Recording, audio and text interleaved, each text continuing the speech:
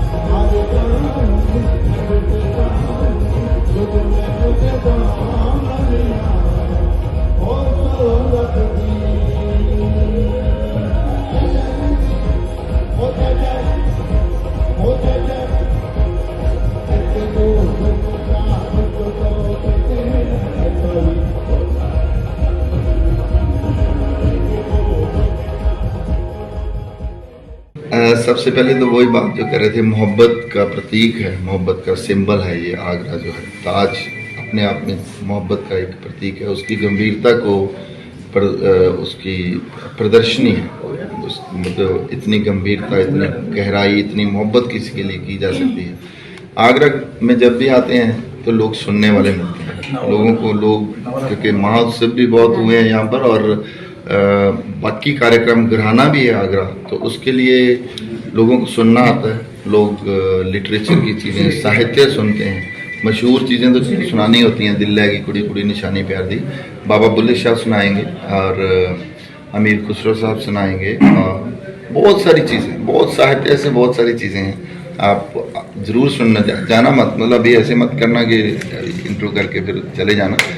तो बहुत सारी चीजें हैं। फिर बाद में दिल लगी कुड़ी कुड़ी कोका, लौंग दर्श का, लास्ट तक लोगों को रोकेंगे, आप इंतजार कराएंगे? कोशिश तो करेंगे, नहीं करेंगे, अभी जल्दी शुरू करेंगे। क्योंकि मेरी ना एक कोशिश होती है कि जो हम लोग, जो भी मैं कार्यक्रम करता हूँ, मैं शादी में भी जाता हूँ, कल का भी जो मेरा कार्यक्रम था उसमें भी मैं कोशिश करता हूँ कि छोटे बच्चों के लिए कुछ ना कुछ दे के जाऊँ।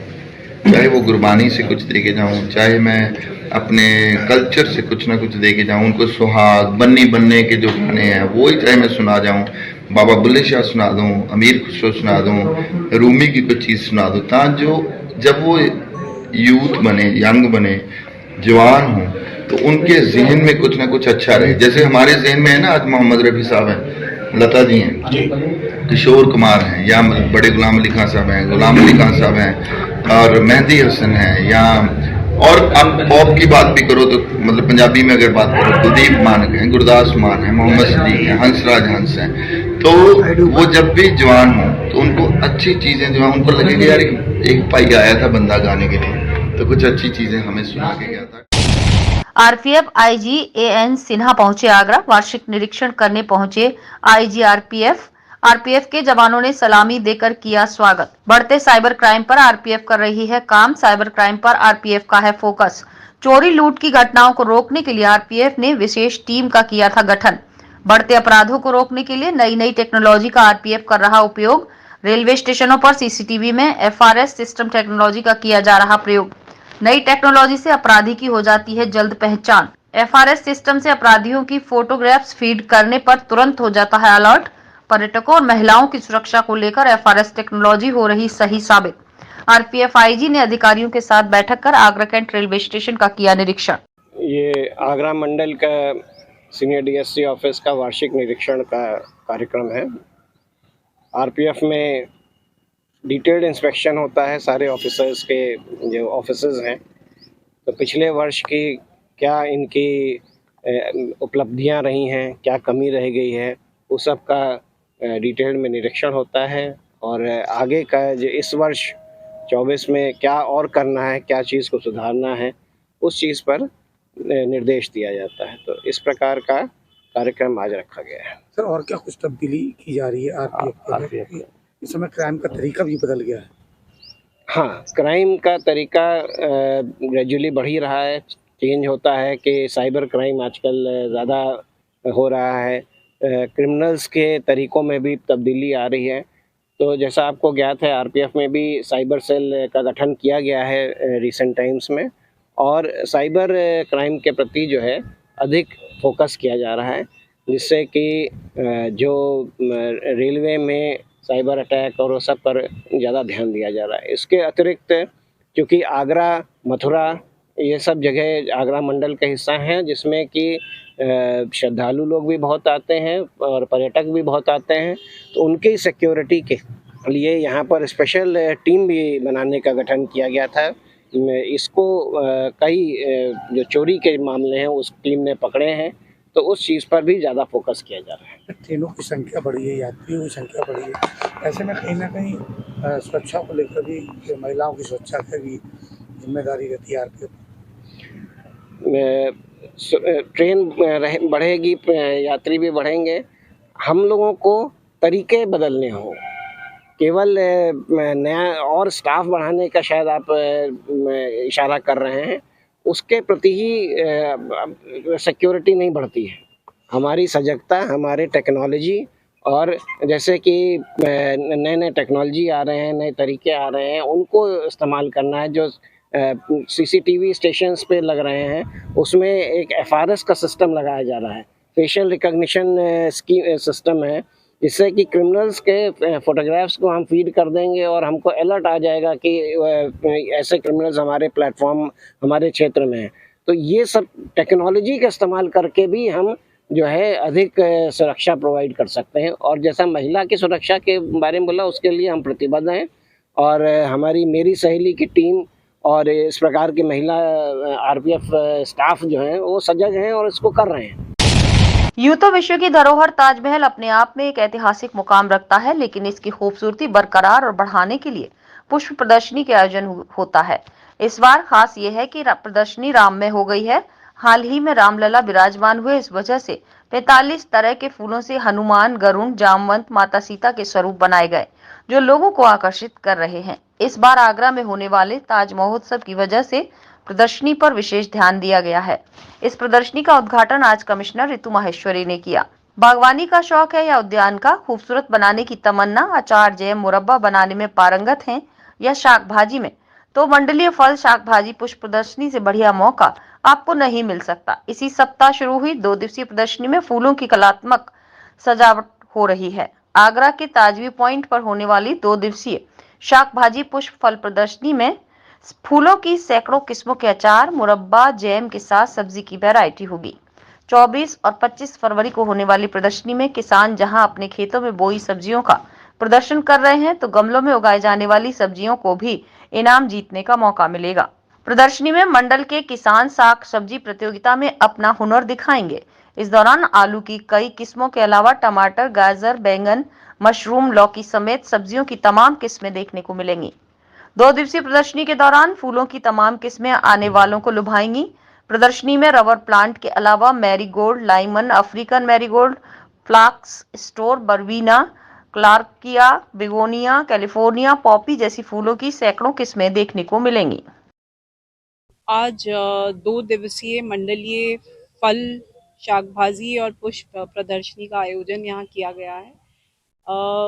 हर वर्ष ये आयोजन किया जाता है और अलग-अलग वेन्यूज़ पे किया जाता है, अलग-अलग डेट्स पे किया जाता है। इस बार ये प्रयास किया गया कि इसको ताज महोत्सव का हिस्सा बनाते हुए आयोजित किया जाए, क्योंकि ताज महोत्सव के दौरान पहले से ही काफ़ी टूरिस्ट में आगरा को लेके एक एक्साइटमेंट रहता है। एक और वैरायटी ऐड करने के लिए उसमें एक नया डायमेंशन दिया गया है, और ये जो वेन्यू है ताज व्यू गार्डन, जो हॉर्टिकल्चर डिपार्टमेंट मेंटेन करता है, वहाँ पे आयोजित किया जा रहा है, क्योंकि ये एक ऐसा स्थल है जहाँ पे हमारे जितने प्रोटेक्टेड मॉन्यूमेंट्स, जो मेजर मॉन्यूमेंट्स हैं आगरा के, उनका एक व्यू भी रहता है। तो ये अपने आप में एक बड़ा आकर्षक स्थल है जहाँ लोग आते हैं। इस बार का जो रिस्पॉन्स है वो भी बहुत अच्छा बताया गया है, और 450 से ऊपर एंट्रीज तीनों कैटेगरीज में आई हैं, और कई नई श्रेणियों में भी अवार्ड्स इस बार दिए जाएंगे। प्रयास किया जा रहा है कि हर बार इस पुष्प प्रदर्शनी को और एक नया डायमेंशन दिया जाए, नई कैटेगरीज ऐड की जाएं और जो मंडल के सभी ज़िले हैं, किसान हैं या जो बागवानी में रुचि रखते हैं, टेरेस गार्डन्स हैं या जो प्राइवेट लोग हैं, उनका भी प्रतिभागिता इस प्रदर्शनी में बढ़ाई जाए, ये प्रयास किया जा रहा है। 2 दिवसीय है, आज शुरू हुई है और कल इसका समापन। ताजनगरी आगरा में पहली बार हॉट एयर बैलून का आयोजन ताज महोत्सव में किया जा रहा है, जो आगे भी लगातार जारी रहेगा। इस रोमांचित सफर के दौरान शहर के उद्योगपति, समाजसेवी पूरन डावर और संजय अग्रवाल का कहना था कि ये उड़ान आगरा पर्यटन के लिए बेहद अहम कदम साबित होगी। इस तरह के आयोजन आगरा पर्यटन उद्योग के लिए ऑक्सीजन का काम करेंगे। इंटरनेशनल टूरिस्ट का आगरा में रात्रि प्रवास में वृद्धि के साथ टूरिज्म क्षेत्र में नए रोजगार के अवसर खुलेंगे। जय हिंद, मैं कैप्टन चौहान आप सभी का हम स्वागत करते हैं यूपी और आगरा सरकार द्वारा लाए गए हॉट एयर बलून सफारी का। तो हम आप सबसे अनुरोध करते हैं कि इस हॉट एयर बलून का लाभ लीजिए।